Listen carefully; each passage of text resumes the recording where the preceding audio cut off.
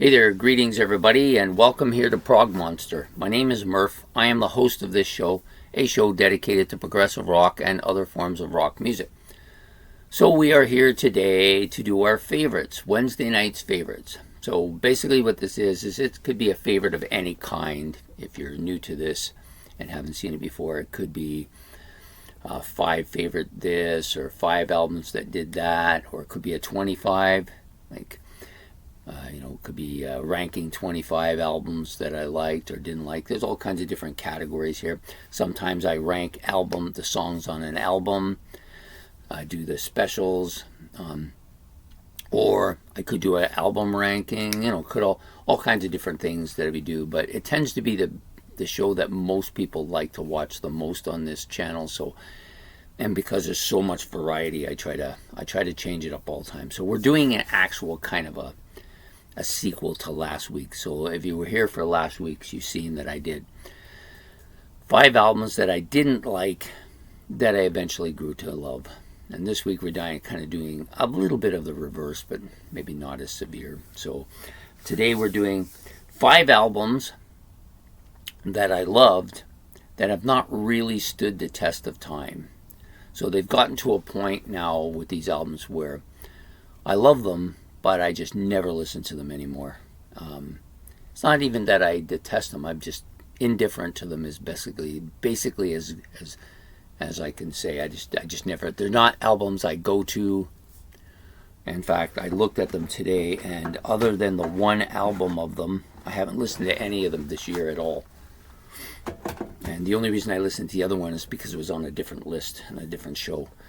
So we're just going to talk a little bit about why this has happened.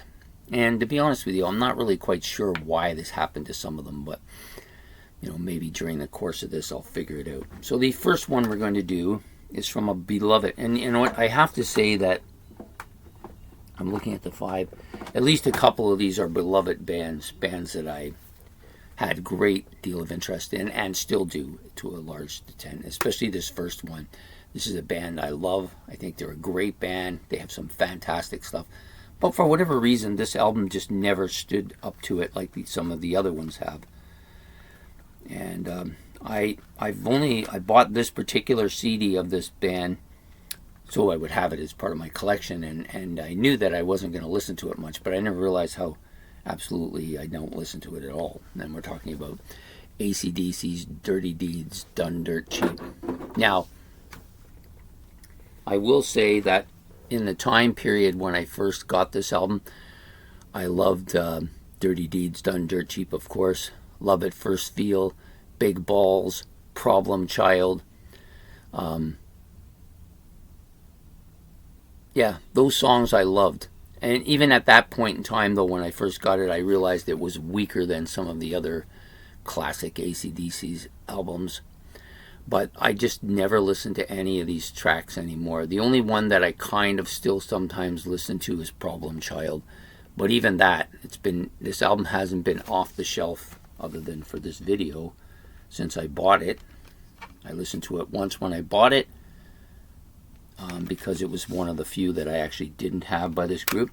And then I just never listened to it after that. And I probably won't for a long time unless it comes back, but I don't see that happening anytime soon. So, I think with this album, the material isn't quite as good. I know it's got the same producers, Vonda and Young, and they're very good. This album is not as well produced as some of the other ones. But tracks just haven't stood the test of time. That's all there is to it. There's nothing more you can say about it. Anyways, I know that'll come as a shock to people that there's an AC/DC on this list, but sometimes this kind of stuff happens. It's not a planned thing. It's just, that's how you feel about it. So AC/DC's Dirty Deeds Done Dirt Cheap. That's the first one.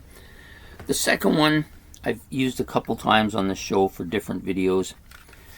And I'm finding that it's having the same issue. It's not as new to this issue as, well, it's more new to this issue than some of the other albums who've been that way for a while. But this one, Whitesnake's 87 album. Yeah, it's got a lot of good tracks on it. Crying in the Rain, Still of the Night, which I think is absolutely a classic. Here We Go Again, of course, Children of the Night, Straight Through the Heart, Don't Turn Away. They're all good songs, and you got some great guitar work, and David Coverdale's vocals are great, and this is a good sounding album. It just hasn't stood the test of time. When I first got it, I loved it. I played it a lot, and then I played it somewhat intermittently over the years. Once I got rid of the vinyl, I didn't renew it, and then I got this copy for $1 somewhere, and I've played it only a couple times for videos I'm doing, but other than that, I just never listen to it, and I don't really care to listen to it anymore, which is unfortunate because I think it's a good album, but it just hasn't stood the test of time, and that's all there is to it. There's nothing more you can say about it. Nice cover though.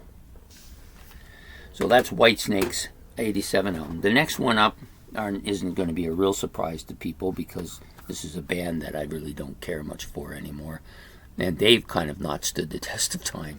I did play them a lot in the 90s, though. I played a lot of their stuff when I first moved back to Etobicoke, and I had a couple of their albums. I was playing them all the time, but this particular album was one of those ones that I liked a lot too.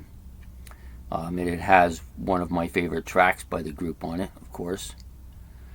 But I just never listened to this album anymore. You know, I'm looking at it now, trying to see what it is. I mean, there just isn't anything that makes me want to listen to this. This is a Joshua Tree by U2. Nope, haven't. I bought this CD 2 years ago, played it once, and haven't had it off the shelf since then. I'm not even sure why I bought it, to be honest with you.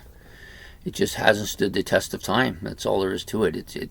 I don't think it's necessarily a bad album. I don't really think any of their stuff is necessarily bad. I just pick this one because it's the one that I listened to the most before, and now I don't listen to it at all, ever. And it just hasn't stood the test of time, you know. Joshua Tree by U2. The next two up have a lot more involvement with me than those previous three.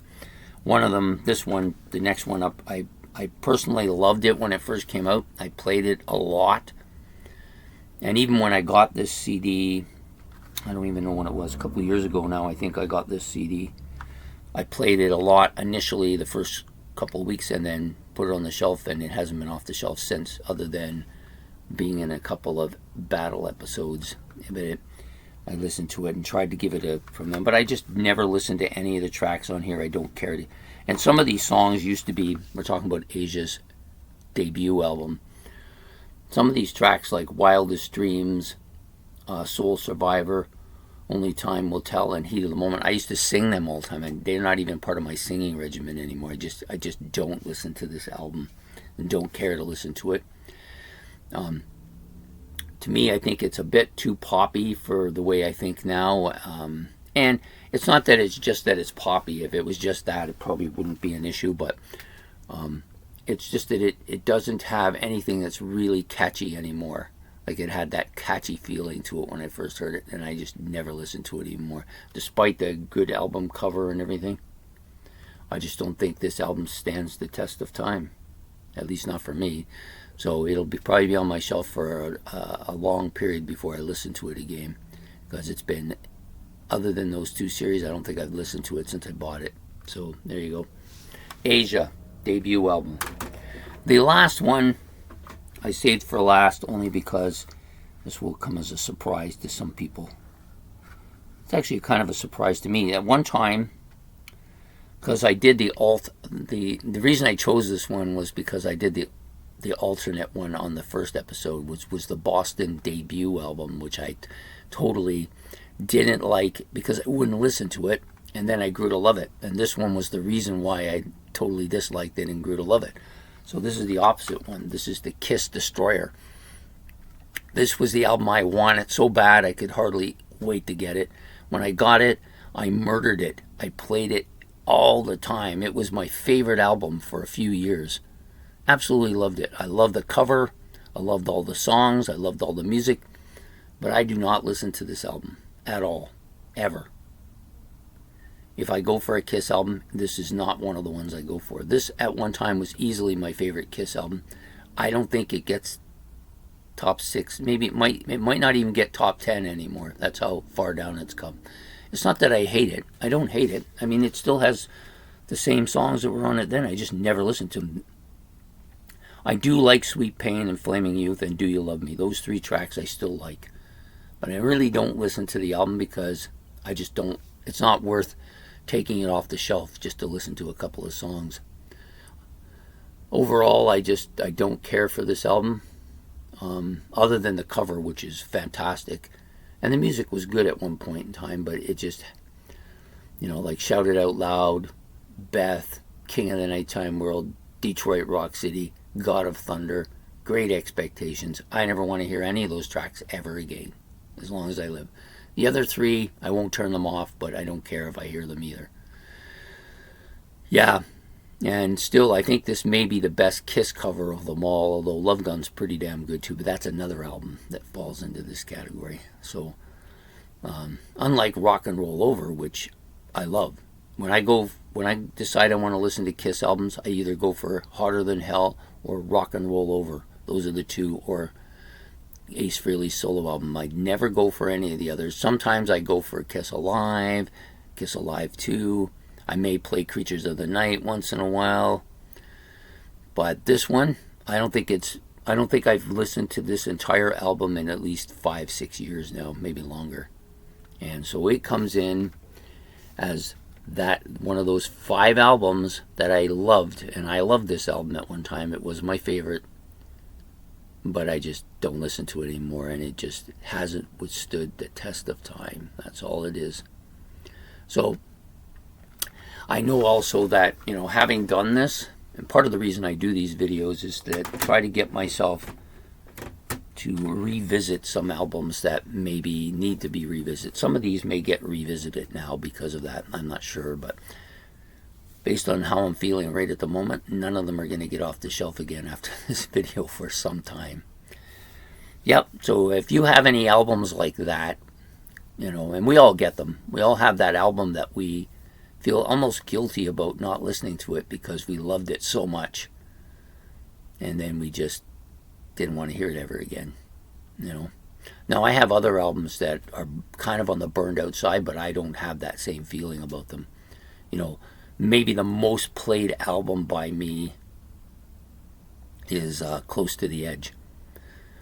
I can't think of an album that I've played more than that one in my lifetime, and I would say it's burned out, but every once in a while I want to hear it again, and I just play it, So there you go. So those are my 5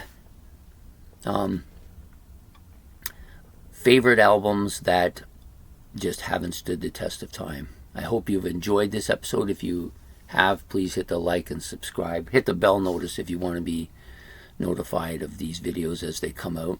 Also, in the comment section below, how do you feel about any of these 5 albums?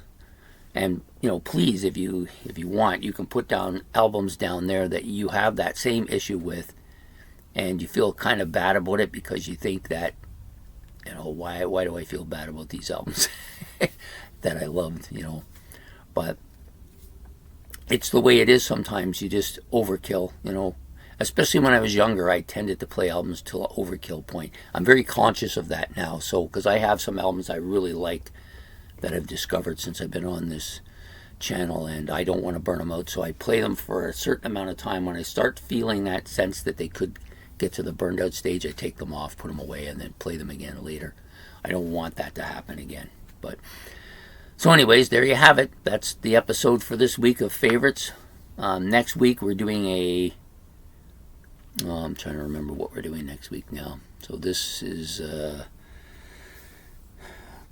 Wednesday. So I think next week we're doing the Christmas one.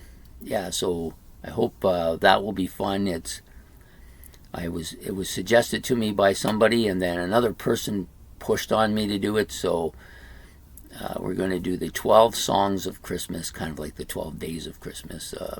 The person that selected all the tunes for it is going to be the title of the episode. So I hope it'll be fun. I guess we'll find out, right? So anyways, Take care and have yourself a good day, and we will see you next Wednesday for another Wednesday Night Favorites. Bye.